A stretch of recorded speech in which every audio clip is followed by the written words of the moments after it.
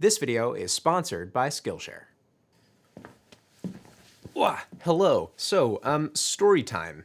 So as some of you are aware, I was in a car accident about 3 months ago.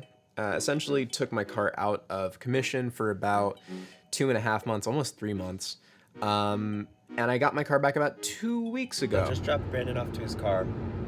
We're on the highway heading back to his house. I can see his head screeching with delight. But, you know, I sort of made it known on Instagram and Twitter about the whole entire accident. There's information there. But the point is, when I got into my car accident, I kind of got placed in between 3 companies, as a lot of people do when they get into accidents with their Tesla.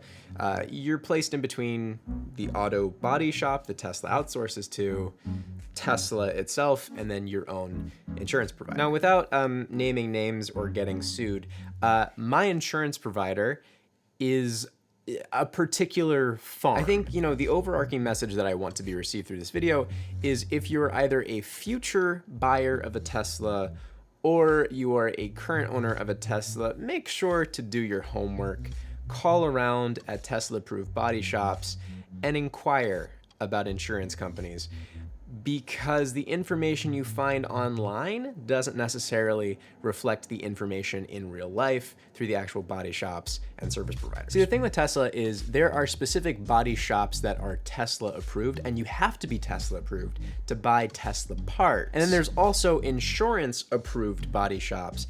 And between those two, that was a huge complicated process in finding one that was both. And I think, again, without going into too much further detail, the other thing to absolutely make sure of when you're dealing with specifically 3 companies is get everything in writing. As much as being on a phone call is nice and you're able to actually talk to a human in that way, it's a slippery slope, because basically you get caught in like a he said then she said kind of deal with no evidence to support either one, and then it just turns into a confusing mess. Now, a lot of you probably already know this, but I thought I'd just reiterate what I had to deal with. So with all that sort of said, let's talk about the fact that I was without my car for that period of time. And in that period of time, a lot kind of changed software-wise with my vehicle. Basically, in that period, I had a 5% performance increase, as well as a 5% range increase, which was just, an over-the-air update, which I couldn't really tell if it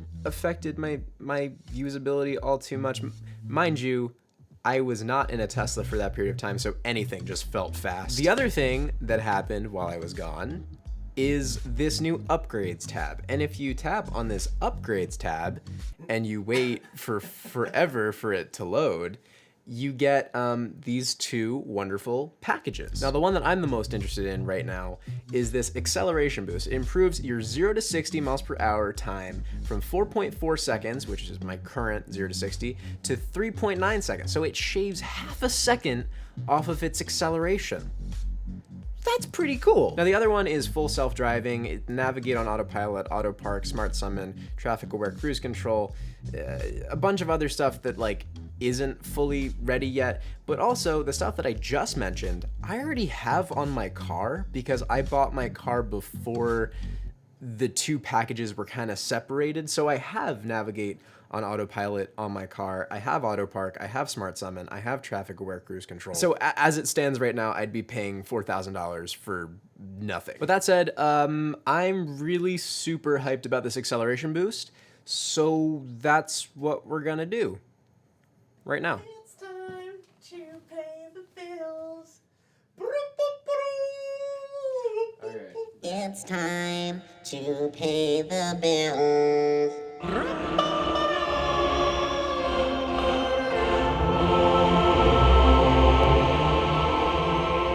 So I'm taking a moment to talk about our sponsor for this video, Skillshare. Skillshare is an online learning community for creatives, offering thousands of inspiring classes for all kinds of folks who might be curious about bettering themselves artistically or entrepreneurially. I recently joined a class called Style Your Space, Creative Tips and Techniques for Interior Design, and it totally ruled. There's so many other classes I can't wait to join, like knife skills, how to chop like a chef, which is a skill that I really need to learn how to do because I've almost had way too many mishaps with a few fingers, or even classes about things I already know how to do, like lighting a video.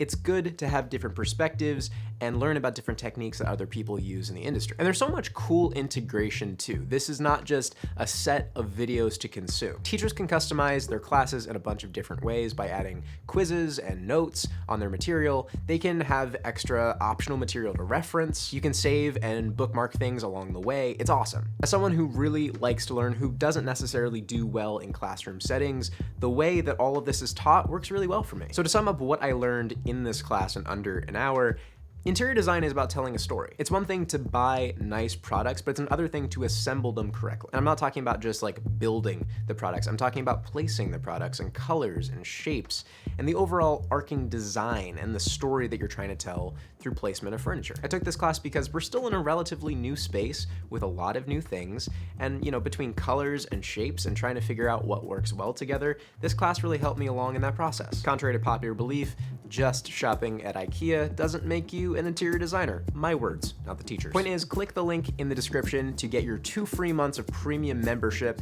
and explore your creativity. Now let's jump back into cars. Okay, so fast forward a little bit, we're at a place with Wi-Fi now. I'm going to purchase the acceleration boost. I'm gonna have to use my face. And then that is purchased. Payment is processing. Okay, so it says, thank you, I've been charged. Please close window to return to the app. Okay, so I'm back here. Is it already like a thing? Did it have to go through an update? Thought I had to go through an update. Apparently I have purchased said thing. Don't die, Jake. I'm gonna get into the car.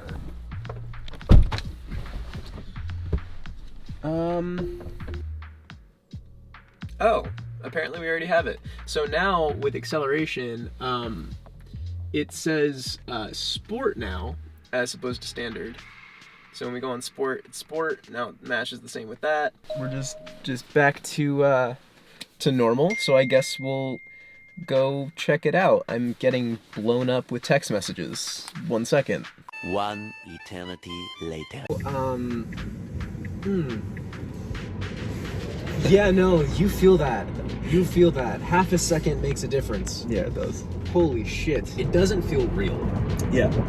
Yeah, I agree with that. Like, I just updated my car Yeah. over the air Yeah. in 2 seconds and made my car half a second faster. That's crazy. Palpably faster. Palpably faster. Good word. I don't know, like, the possibilities are endless. Like, Tesla is changing the game in, like, the concept of interacting with your vehicle. Like, they're changing a lot of things, but, like, just in terms of connectivity with your vehicle, unparalleled, completely unparalleled. Now, a couple people have said this, and I really do agree with it, but it's like, $2,000 may seem like a lot for basically just half a second shaved off your 0 to 60 time, but considering the type of labor that it would take, the time that it would take, and the cost of parts to replace on just your normal gas-powered internal combustion engine vehicle, $2,000 probably isn't that far out of line. I'm not gonna pretend like I know a ton about cars, but like the fact is, the buying process was super easy, the delivery process was probably a millisecond, and the time that it shaves off your 0 to 60, that's really competitive. And also, I mean, again, $2,000, it's $2,000, but there was really no labor on my part whatsoever except for a few finger taps. I think like I'm just super excited about the future for like the upgrades tab, because like just considering that type of like performance boost and like full self-driving when it's fully ready and in its fully fleshed out form, like that's going to be an exciting update. But like, what else could go in that upgrade tab? Like, that's like a whole nother world of possibilities and opportunities. That's dope. 3, 2.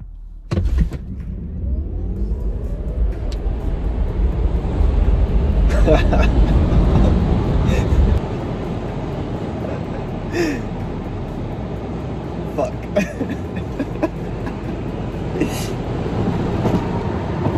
God damn it! Man, It just like slightly knocks you back in your seat just a little bit.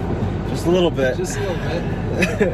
I feel like, I don't know, like, I don't think there's anybody out there, and like this is such a general sweeping statement, but I really don't think there's anyone out there that wouldn't get some form of joy out of driving a Tesla. Yeah. Like, it's just such a, like, cool feeling. Like, it, I don't know how to explain it. Like, it doesn't feel like a car. It feels like a fucking spaceship. Like, it's crazy. I think, like, to wrap up this somewhat short video, I mean, there's not really that much else to talk about other than the fact that it's just really fucking fast. But, you know, again, like, super excited about the future of not only this car, but, like, the whole entire upgrades thing. Like, that's such a new thing. Like, that was a feature that was developed in that app while I was without my car. And I was just like, I was already itching to get my car back, but that just made me want it that much more.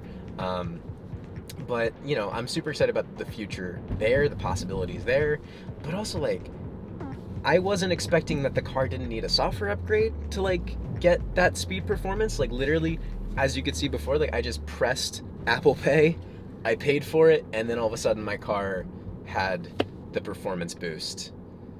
Like, that was instant. Was not expecting that one. I, like, purposely didn't watch any videos about the performance thing, or the performance upgrade, and, like, any type of stuff about that, because I wanted to experience it fresh, and I wanted to have, like, my honest opinion and reaction to that kind of performance boost. And, like, fact is, I feel it. I really felt it, and I, like, that difference, like, is pretty clear. But I'm just kind of speechless, because, like, I just don't have words. It's like it's a fun car by itself, but just adding that extra speed, like, that just makes you giddy.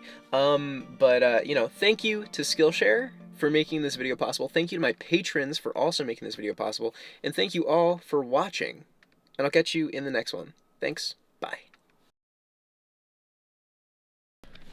So I'm taking my dad for a test drive who's, like, really used to the standard acceleration of my vehicle, so we're gonna see his reaction to the half second off. Here it comes. Let's get it. Get it, Bernard. Hop in the passenger seat. Half a second faster. Yep. Personally, we feel a difference, Oh, yeah? but I don't know if you're gonna feel a difference.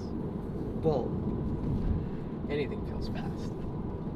would you like me to feel the difference? Oh, of course. Oh, okay. Dramatization is the best I see. station. 3, 2.